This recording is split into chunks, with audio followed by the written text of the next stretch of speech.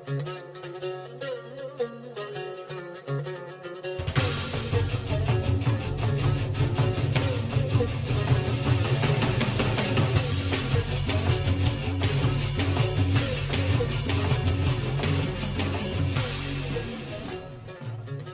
Poem आपण घेतोय एकत्वाचे गीत महान. कवयित्री आश्लेषा महाजन. या कवितेमध्ये कवयित्रीने आपल्या देशात विविधतेत एकता कशी नांदते याचे सुंदर वर्णन केलेले आहे. कवितेचं वाचन. इंद्रधनुचे रंग वेगळे तरीही त्यांची एक कमान, विभिन्नतेतही देश गातसे एकत्वाचे गीत महान. प्रांत वेगळे रूप वेगळे वाणी पूजा वेश निराळे, हृदयामधुनी आमुच्या वाहे प्राणवायूचा झोत समान. नभी फडफडे उंच तिरंगा मनात गंगा हिमनग रांगा, चंद्र सूर्य अन इथली माती यांना आमुचे लाख प्रणाम. जीवन आहे दुर्मिळ सुंदर सुखशांतीचे घडवू मंदिर, देश आमुचा आहे अल्ला तोच प्रभू अन तो भगवान. बघा, विविधतेतून एकता हा सरळ सोपा विषय साध्या भाषेमध्ये कवयित्रीने मांडलेला आहे. नेहमीप्रमाणे आपण संदर्भ बघतोय, म्हणजे इंट्रोडक्शन बघतोय हे, आणि सरळ अर्थ बघतोय. गीत पुष्पांचा फुलोरा या कविता संग्रहातून घेतलेली एकत्वाचे गीत महान ही कविता आहे. या कवितेत विविधतेत एकता कशी नांदते याचे सुंदर वर्णन केलेले आहे. कवयित्री म्हणते, आकाशात इंद्रधनुचे सप्तरंग असले तरी त्या विविध रंगाने इंद्रधनुष्याची कमान शोभून दिसते. या इंद्रधनुच्या रंगाप्रमाणेच वेगवेगळे प्रांत धर्म भारत देशात आहेत. वेगवेगळी वेशभूषा असलेले वेगवेगळ्या रूपांची भाषेची माणसे आपल्या भारत देशात आहेत. या विभिन्नतेतही आमचा देश एकत्वाचे महान गीत गातो.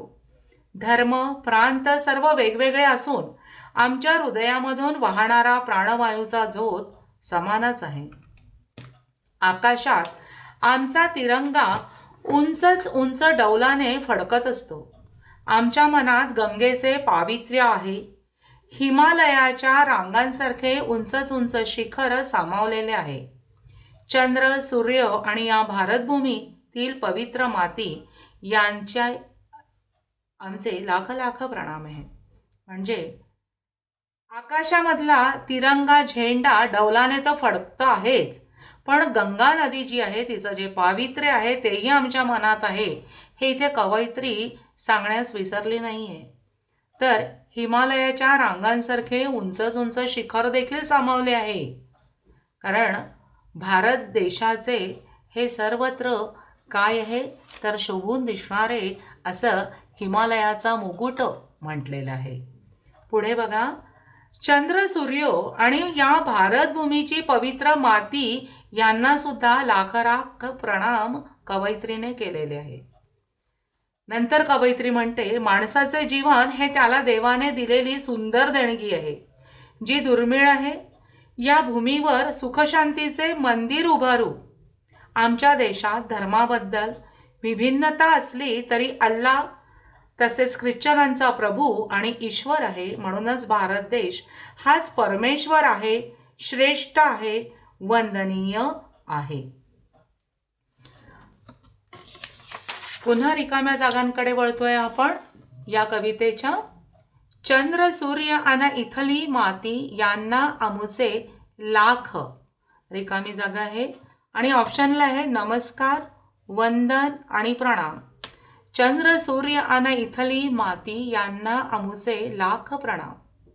सुखशांतीचे घडवू, इथे दुसऱ्याला रिकामी जागा लिहे, देऊळ मंदिर राऊळ. सुखशांतीचे घडवू मंदिर. विभिन्नतेतही देश गातसे एकत्वाचे एकात्मतेचे एकीचे. विभिन्नतेतही देश गातसे एकत्वाचे गीत महान. चौथा आहे, आमुच्या वाहे प्राणवायूचा झोत समान. मनामधुनी कंठामधुनी हृदयामधुनी. हृदयामधुनी आमुच्या वाहे प्राणवायूचा झोत समान. नभी फडफडे उंच तिरंगा ध्वज आणि झेंडा. कवितेमध्ये जो शब्द आहे तोच आपल्याला लिहिणं आवश्यक असतो, म्हणून इथे लिहिणार आहोत नभी फडफडे उंच तिरंगा. रिकाम्या जागा संपल्या आहे. आता आपण एका वाक्यांकडे बघूया. विभिन्नतेतही देश कोणते गीत गातो? उत्तर बघा, विभिन्नतेतही हा प्रश्नामधला शब्द आहे. देश हा शब्द सुद्धा प्रश्नामधला आहे. फक्त उत्तर लिहायचे आपल्याला कोणते. एकत्वाचे महान गीत गातोय.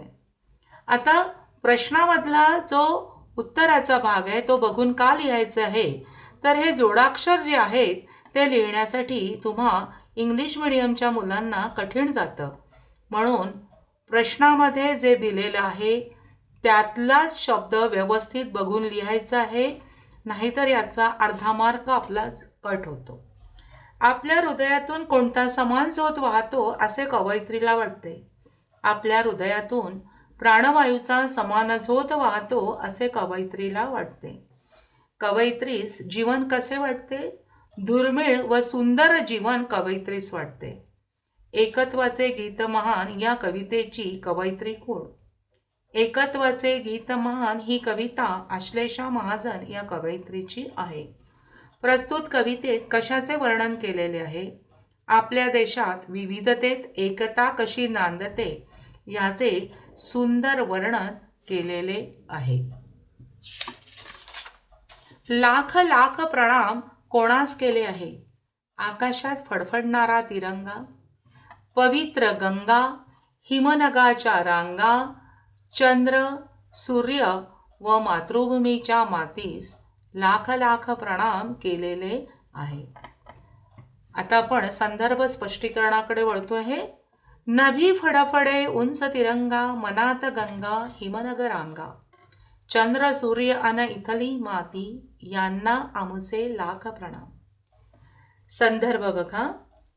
एकत्वाचे गीत महान या कवितेत कवयित्री आश्लेषा महाजन यांनी देशाविषयीचा अभिमान व्यक्त केलेला आहे. इथे आपण असंही लिहू शकतो की एकत्वाचे गीत महान या कवितेच्या कवयित्री आश्लेषा महाजन आहेत. या कवितेमध्ये कवयित्रीने देशाविषयीचा अभिमान व्यक्त केलेला आहे. पण आपण पहिले कवितेचं नाव घेतलं आणि त्यामध्ये या कवितेत कवयित्री आश्लेषा महाजन यांनी देशाविषयीचा अभिमान व्यक्त केलेला आहे असं लिहिलेलं आहे. सरळ अर्थ बघा. कवयित्री म्हणते, आमच्या देशाची शान असलेला तिरंगा आकाशात उंच फडकत आहे. पवित्र गंगा नदी तिच्या पवित्रतेत आमची पवित्रता आहे. आमच्या महत्वाकांक्षा उंच उंच नेणारा हिमालय पर्वताचे शिखर आहे. आमच्या मातृभूमीची माती, चंद्र, सूर्य यांना लाख लाख प्रणाम आहे. म्हणजे प्रणाम कोणाकोणाला केलेले आहे? आमच्या मातृभूमीची माती, चंद्र, सूर्य यांना लाख लाख प्रणाम आहे. यावरून राष्ट्राविषयीचा अभिमान कवयित्रीचा दिसून येतो. पुढचा संदर्भ.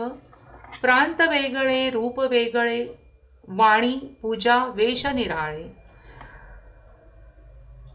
हृदयामधुनी आमुच्या वाहे प्राणवायूचा झोत समान. संदर्भ बघा. गीत पुष्पांचा फुलोरा या काव्यसंग्रहातून घेतलेली एकत्वाचे गीत महान ही आश्लेषा महाजन यांची कविता आहे. या कवितेत विविधता असली तरी प्राणवायू एकच आहे असा विचार व्यक्त केलेला आहे. सरळ अर्थ. कवयित्री म्हणते, आमच्या भारत देशात वेगवेगळे प्रांत असले तसेच माणसांचे रंग, रूप, वाणी, धर्म, वेश वेगवेगळे असले तरी प्रत्येक भारतीयांच्या मनात भारत देशाविषयीची एकात्मता ही समानच आहे.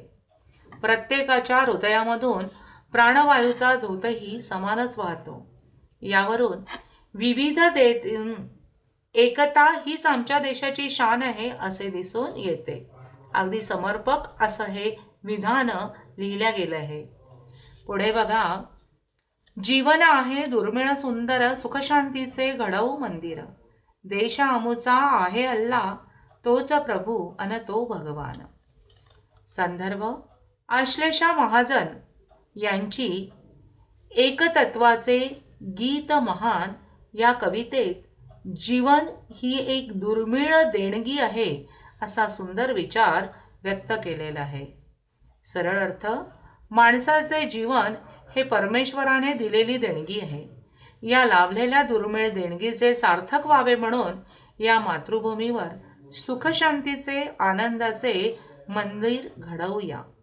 हा देशच आपल्यासाठी अल्लाह, प्रभू आणि देव आहे आणि असा सर्व समभाव असलेला भारत देशच आपल्याला देवाप्रमाणे आहे, वंदनीय आहे. शेवटचा प्रश्न बघा. पुढील प्रश्नांची उत्तरे प्रत्येकी 50 ते 60 शब्दात लिहा. कवयित्रीने आपल्या देशातील वेगळेपण कसे वर्णिले आहे? आश्लेषा महाजन यांची एकत्वाचे गीत महान. प्रत्येक महत्त्वाच्या मुद्द्यांना अंडरलाईन करायची आहे. सपोज वेळ असेल तर, नाहीतर महत्त्वाच्या मुद्द्यांना अंडरलाईन करायचे तर उत्तरं राहून जातात. आश्लेषा महाजन यांची एकत्वाचे गीत महान या कवितेत आपल्या देशातील वेगळेपण वर्णिले आहे. कवयित्री म्हणते, भारतात वेगवेगळे प्रांत, धर्म, वेगवेगळ्या रूपाची माणसे, त्यांची भाषा वेगळी आहे, सण वेगवेगळे, तरीही प्रत्येकाच्या हृदयातून वाहणारा प्राणवायूचा झोत समानच आहे. जसे आकाशात दिसणाऱ्या इंद्रधनुष्याला सुद्धा वेगवेगळे 7 रंग असतात, तरीही त्या 7 रंगांनी एकत्र दिसणारी कमान एकच आहे. तसेच वेगवेगळे भाषा, प्रांत, रूप जरी वेगळे असले तरी या वेगळेपणात एकताच दिसून येते, असे वर्णन कवयित्रीने केलेले आहे. शेवटचा प्रश्न आहे, कवयित्रीने एकत्वाचे कोणते विचार कवितेतून व्यक्त केले आहे? एकत्वाचे गीत महान या कवितेत आश्लेषा महाजन यांनी एकत्वाचे विचार अभिव्यक्त केलेले आहे. आमच्या देशात प्रांत, भाषा, धर्म, वेश जरी वेगवेगळे असले, विभिन्न असले तरी प्रत्येकाच्या हृदयातून वाहणारा प्राणवायू एकच आहे. धर्म विभिन्न असले तरी हा देश सर्वांसाठी ईश्वरा समान आहे. जसे कुठे अल्लाह म्हणून, कुठे प्रभू म्हणून, तर कुठे देव म्हणून.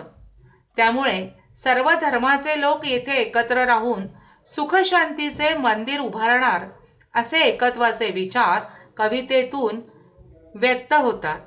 तसेच कवयित्रीचा देशाविषयीचा अभिमानही दिसून येतो. विद्यार्थी मित्रांनो, 7ही कविता आपल्या संपलेल्या आहेत. 7ही कवितेमध्ये तुम्हाला थोड्या हिंट्स मी दिल्याच आहे. मोठ्या प्रश्नांची उत्तरं लिहिताना तुम्ही मुलांनी तिथे पॅरिग्राफ करणं महत्त्वाचं आहे.